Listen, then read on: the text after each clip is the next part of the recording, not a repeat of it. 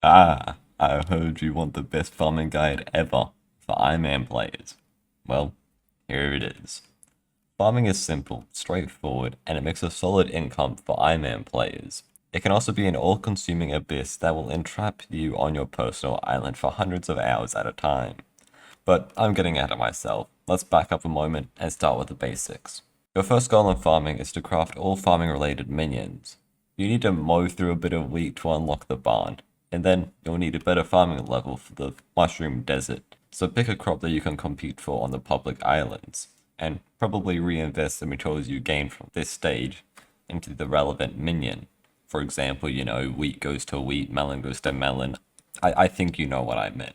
Once you complete this, you can farm your way up to farming level 10 if you haven't already. Then, this is when the real fun begins. Jacob is not your friend. In fact, he's a crazed psychopath who forces thousands of Skyblock players to farm for his amusement on a daily basis. But he's also a useful psycho, so we farm willingly. When you start out, you're going to want to use the rookie hoe on the wheat and the public lobbies. Hop between lobbies when there's too much competition. Or if you brought VIP or higher, you can hop to a private hub between lobbies and get probably around a silver medal without ever building a farm on your island. Your goal from now is to start assembling your toolkit for farming. Backpacks help out a lot, so try and get some of those as you go. The tools you want early on are the infinite dirt wand, prisma pumps, hoe of greater tilling, basket of seeds, but these are ones that will enable you to get more medals later on, and thus more and better gear. By the time you move on to the next bit, you'll want either an epic or legendary rabbit, and also any rarity of an elephant pet. An XP share core would also be nice, but it's not necessary. Also make sure to have at least one large agronomy site by the time you move forwards, as well as having picked up a mathematical hoe blueprint to turn into a sugarcane hoe with one of your first two gold medals. The second should go to a cocoa chopper. Cocoa chopper. Cocoa chopper? Cocoa? Cocoa chopper. Cocoa chopper. I'm not going to talk about how to build the best farms, as there's already heaps of videos talking about how to build farms that are being made by smarter people with better editing skills. The general idea of things is you should focus on a few things during this portion of the grind. Your safest bet as an Ironman is going to go with an infinite sugarcane farm, which is around 3 layers, as it's one of the only crops that really manages to strike an even balance between XP and coins.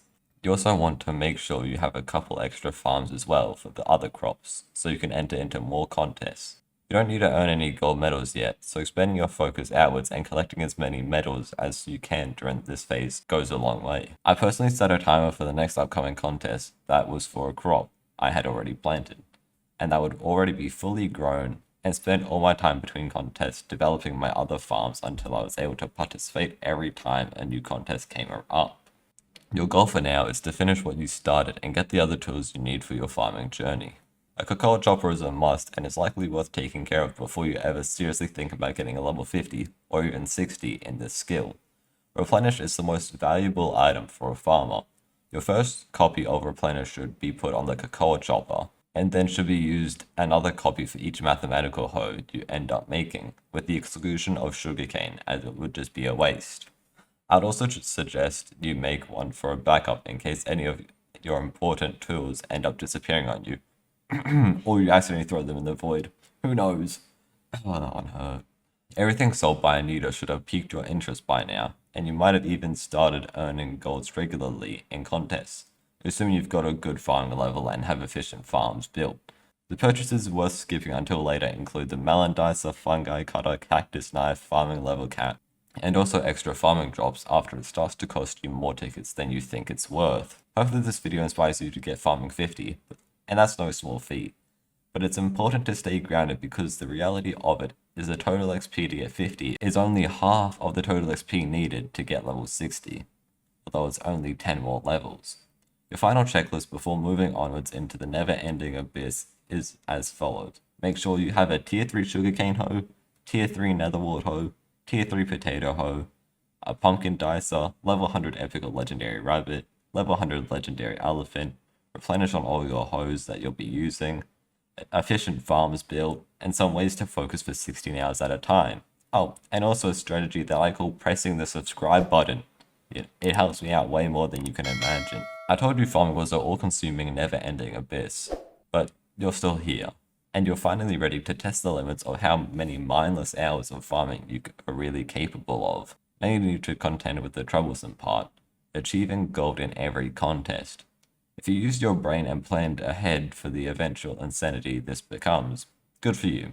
You might have a couple more unique golds under your belt.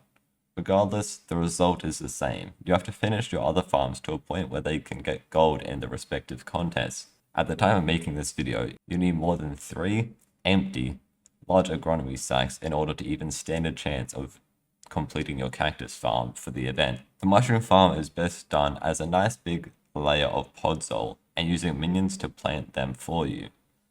Something of importance to note here is that your goals will be harder or easier depending on the time of day it is, with the peak hours generally making the contest harder as there's more players online. There isn't a whole lot of specialized help I can give for this section, unfortunately. The most important tips I'd be able to give here would be related to the efficiency of your farms and playstyle. During farmings, you're going to be entering many contests to get your tickets and medal collections up, so that you can afford bonus levels and extra farmhand perks. Assuming that you're farming in between contests, you want to take a short break after you finish a farming contest. These can be as short as 5 minutes. A quick stretch of the arms or legs can do wonders for your fatigue.